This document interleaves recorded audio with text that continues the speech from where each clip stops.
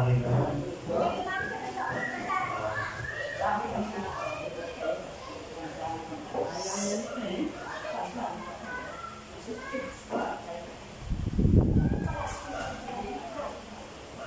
Sabi ko sa mama na rin sila, ayaw na nila eh.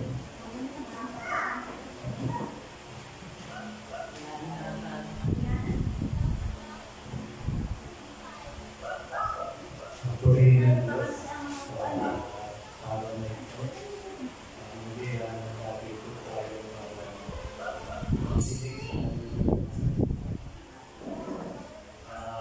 ito po yung unang pagkakataon na nandito sa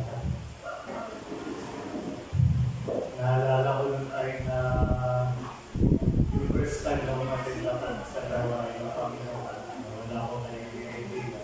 Pinaka-favorite place ko na inuupuan siguro. Kung ipipicture kasi ang church doon sa Saudi, yung pintuan, yung pasokan, mapasok ko sa church, doon sa dulo-dulo. So bungad na rin yung upuan, yun ang pinipwestuhan ko. Pero as time goes by, makakatang panahon, at tinuro ng Panginoon kung gaano tayo importante ang salita. So unti-unti, umuupo ako sa gitna hanggang sa nakilala ko yung mga kapatid na natutunan ko umupo sa harap. Kasi hindi lang din sa harap pag wala ka idea. Ang pakiramdam mo, lahat ng tao nakatingin sa'yo. Yun ang pakiramdam ko at that time, kaya yung umupo sa harap. Pero tinuro ng Panginoon na hindi dapat ganito. Panginoon na susunod ka, dapat unahin mo Panginoon Jesus. Yun po. Nandito po ako ngayon. Kung yung dati doon ako sa dulo na ako, ngayon nasa harap na. Nandito na ako ngayon. Nawa ang Panginoon ng siya. Magsalita, gamitin lang ang aking nalapit upang maibig at katotohanan ng mula sa Panginoon. So, paano ba mamuhay ang isang Kristiyano? Panahon noon at ngayon, sumunod ko kakaiba ba? Parang wala naman. Pareho lang din. Nagkaiba lang noon ng Panginoon mismo, Panginoon Jesus. Physically lang nakakausap, nandun nalubilo nila, at mismo ang Panginoong Isus na nangangaral. Pero sa panahon natin ngayon, ganoon din eh, Panginoon na umungusap sa ating mga puso. Spiritually, nararamdaman natin kapag tayo ay lumalang sa Panginoon. So, babasahin ko lang uli ang Bible verse. But this time, tayo sa isa. In verse 38, Luke 10, verse 38, as Jesus and his disciples were on their way, he came to a village where a woman named Martha opened her home to him. So, iimbitahan ni Martha ang Panginoong Isus. But tapos, hindi naman Panginoong Isus na kasama niya palagi kanyang disciples sila yung dalawa yun. Marami sila, tatlo kami noon. At puro lalaki, no? Hindi naman nasulat na may babaeng disciples. So, puro lalaki yun. In verse 39, Martha, she had a sister called Mary, who sat on the Lord's feet, listening to what Jesus said. So, dito sa verse 39, tingnan po natin maigi kung anong ginawa ni Mary. Si Mary yung kapatid ng babae ni Martha. Dalawa sila. Actually, tatlo sila. Yung kapatid sila lalaki sila. But in this context, dalawa lang silang napag-usapan dito. Ang kanyang kapatid na si Mary. So Mary sat on Lord's feet. Napakasimpleng pangungusap, isang sentence lang. Pero kung iisa-isa din natin, punong-puno ng pagpapala ng Panginoon, punong-puno ng pagmamahal. Titignan natin na si Mary, sat on the Lord's it. Very simple, pero punong-puno rin ng worries. Dahil minsan na rin ako nagtrabaho sa Saudi, nakita ko kung paano nila tinitreat ang mga babae. Let's say, kung merong handaan, may kasalan, o kung ano mang event.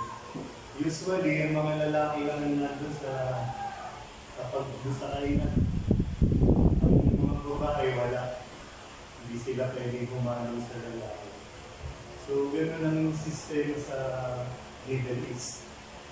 Ngayon, kung titingnan natin, si Mary babae. Tapos ang kalubilo niya, puro lalaki yun dahil ang kasama niya, nandun siya sa paanan ng Panginoon, nakikinig. Kasama ng dalawang students. And for sure, kung ako man si Mary, medyo awkward dahil, siyempre, puro lalaki, nasa gitna ang Panginoon, nandun ka katabi ng Panginoon. So, parang nasa gitna na rin. Kung babae ka, medyo parang awkward, parang dapat nandun ako sa likod. Doon mo na lang pakinggan ng Panginoon habang nangangaral. Pero dito, hindi pansin ni Mary yung mga ganun bagay. Isa pang worries, yung pangalawang worries na pwedeng pumasok sa isipan kung tayo si Mary. Yung kapatid niya si Martha, ang babae din, napabayaan niya nag-iisang nagtrabaho doon na inaasikaso ng mga mamito. Na kailangan, siyempre si Martha ang nag-invite. So, gusto rin niya na maging maayos ang kanyang visitor. Siguro, usually, kung dito nangyari, usually, nasa kusina yan, nagluluto, nagpe-prepare ng kakainin para sa mga visitor. So, hindi naisip ni Mary yun. No, pero kung isipin natin, kung ako man si Mary, pwede ako mag-alala maiisip ko, ba't ako nandito, nakikinig ako sa Panginoon.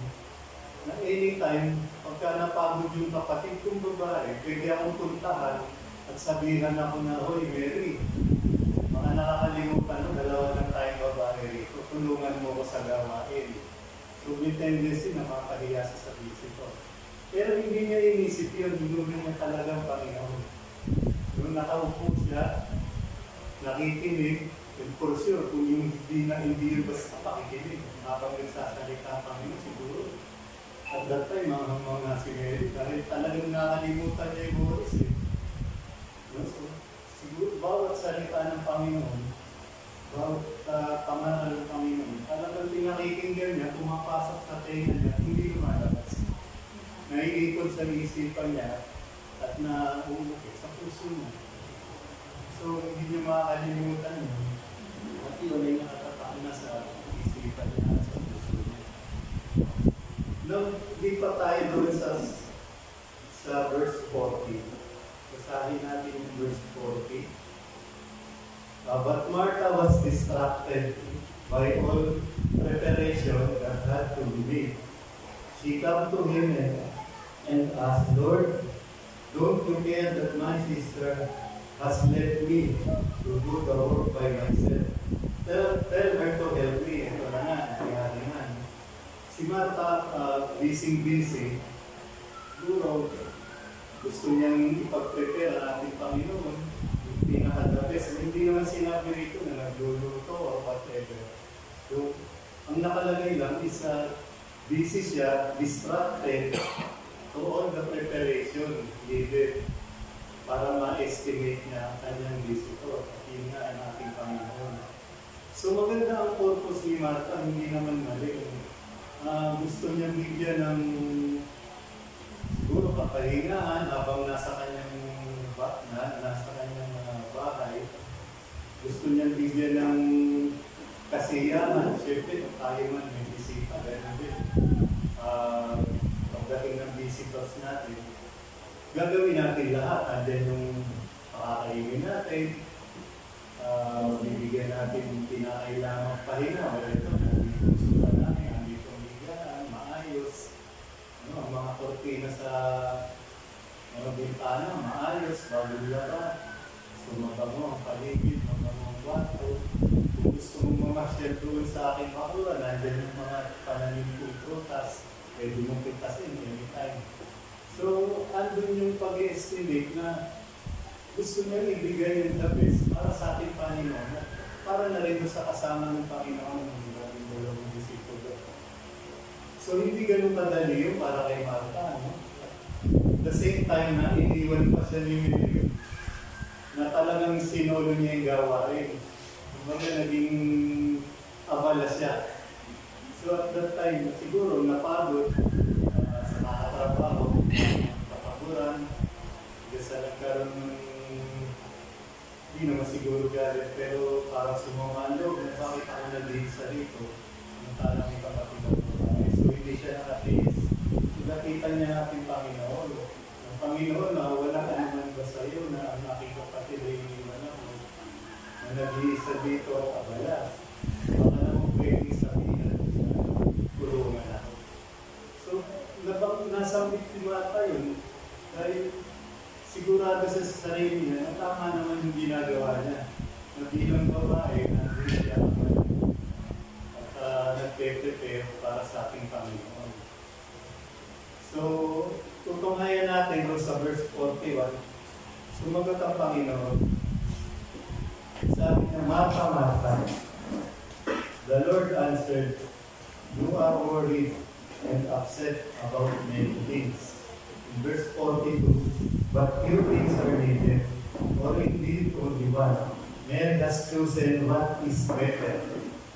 It will not be taken away from her.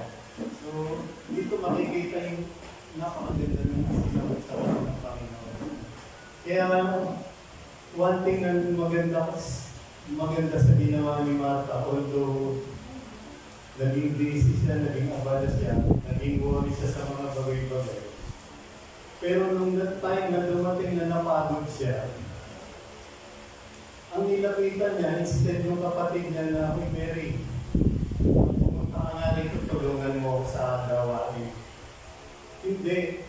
Mas pinili niya lapitan ng Panginoon. Yun ang maganda rito eh.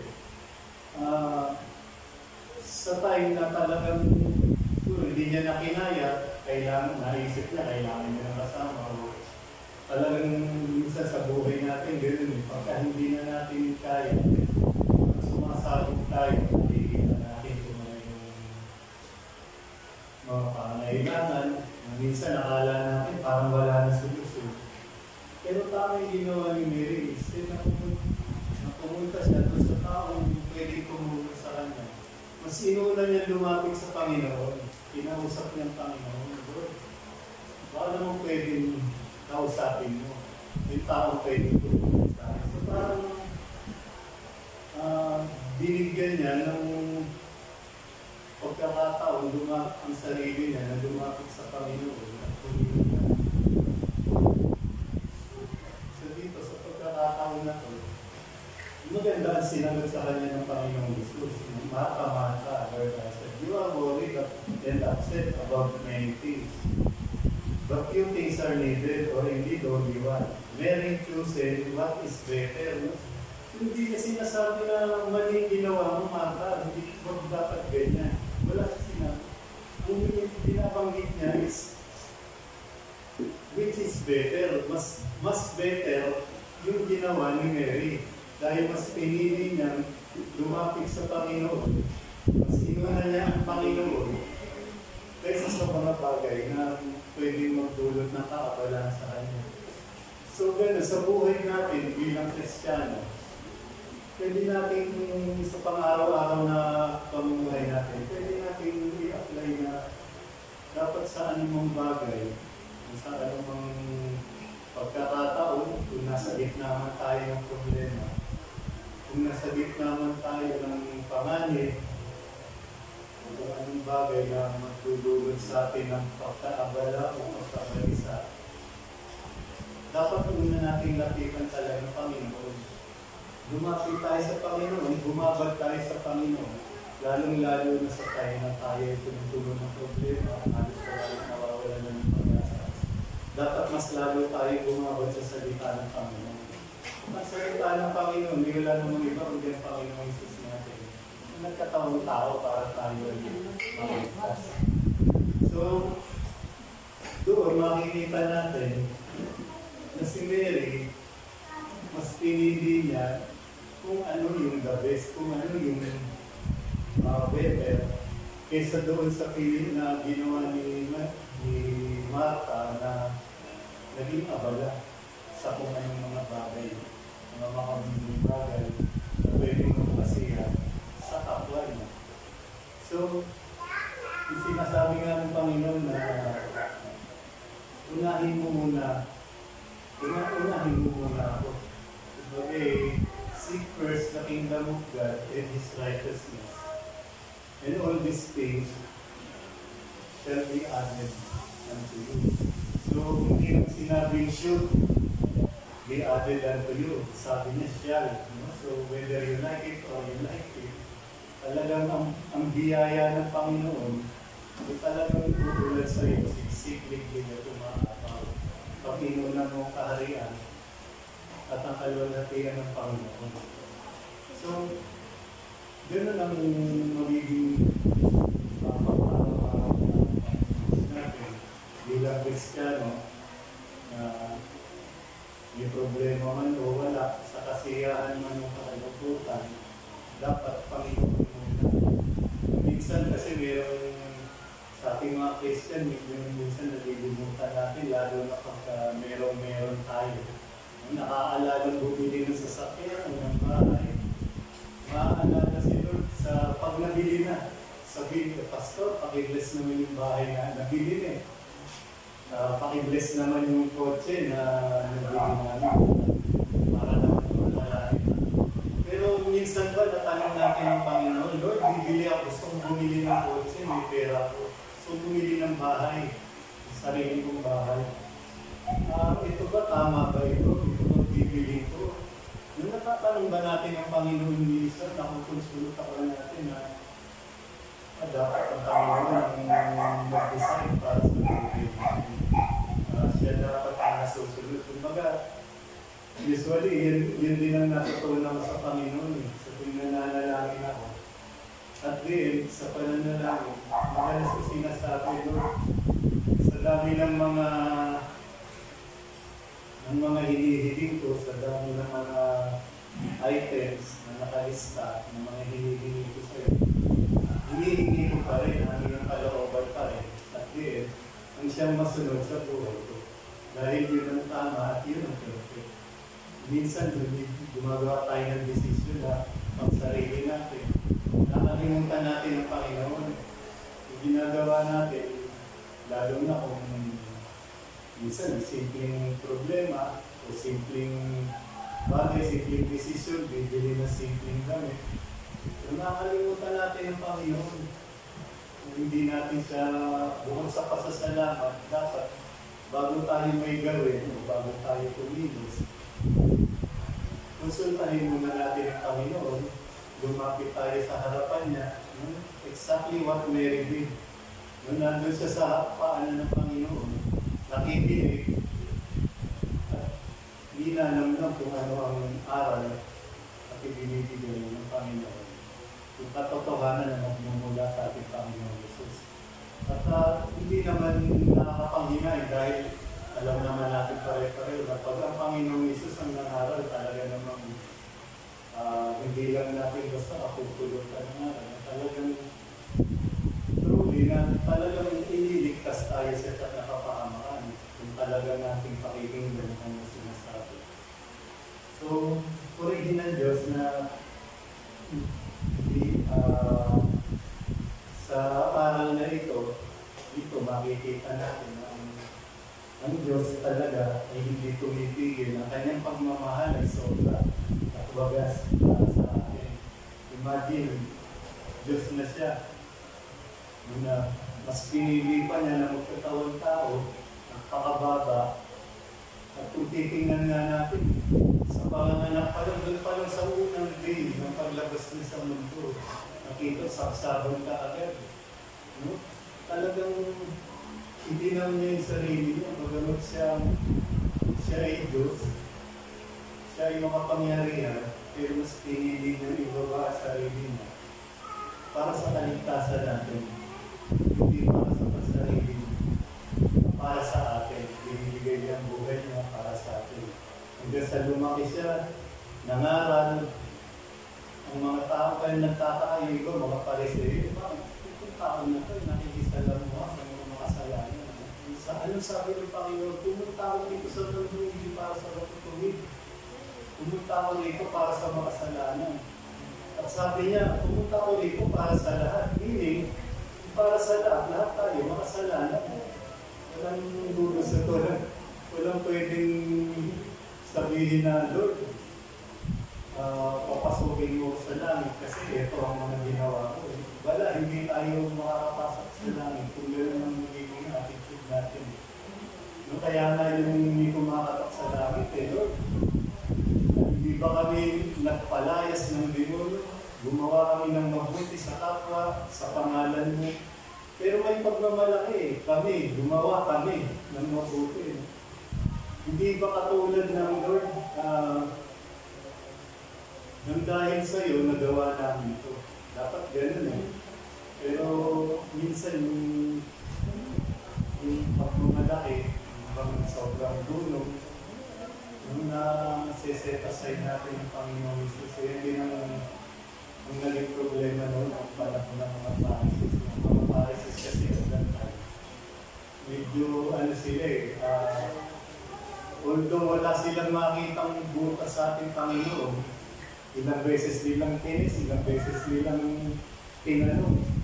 No, yung pagtatanong nila, hindi naman para magtanong, para matuto, para malaman ang katotohanan. Yung tanong nila, gusto rin nilang ites ng Panginoon. Pero doon, kitang-kita na hindi nila matanggap ang Panginoon dahil sa pride. Dahil sila nga naman yung pares, sila yung nakakakilala sa Diyos, sila nakakaalam ng batas. Yung 10 Commandments, yung kay Moses. Kaya hanggang ngayon, si Moses pa rin yung parang kanilang nagigingay, yung batas pa rin. Pero matagal na tayong pinalayan ng Panginoon sa batas na yan. Meron na tayong New Testament na sinusunod, nandiyan ng Panginoon. Ang gagawin lang natin is magtiwala, bigay natin ng buong puso, kagaya ni Mary. Sa kabila ng alalahanin na pwede niyang maisip at that time na naupo siya doon sa paanan ng Panginoon para pakinig. Binaliwala niya yun, hindi niya inisip. Mas inuna niya ng pakikinig at paglapit sa Panginoon. Kaya ang ganda naman na sinabi sa kanya ng Panginoon at the end, it will not be taken to her. Yung paglapit niya sa Panginoon, yung pag-priority niya sa Panginoon, yung pagbibigay niya ng tiwala, ng buong puso, pinagkatiwala niya lahat na hindi siya nag-worry. Hindi yun naalisin sa kanya dahil iyon ang priority, iyon talaga ang dapat nangyayari sa ating mga Kristiyan. Unahin natin ang Panginoon at tayo'y hindi na pababayaan. Amen po. Doon po tayo dito tayo. Amen po tayo. Lord, thank you sa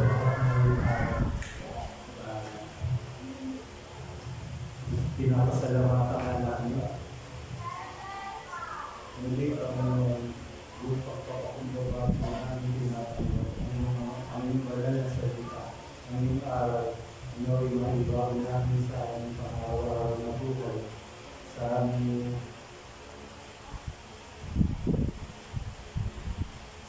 pakikinig sa iyo, nawa sa araw-araw, ang iyong kalooban, ang iyong plano para sa aming buhay na aming susunod.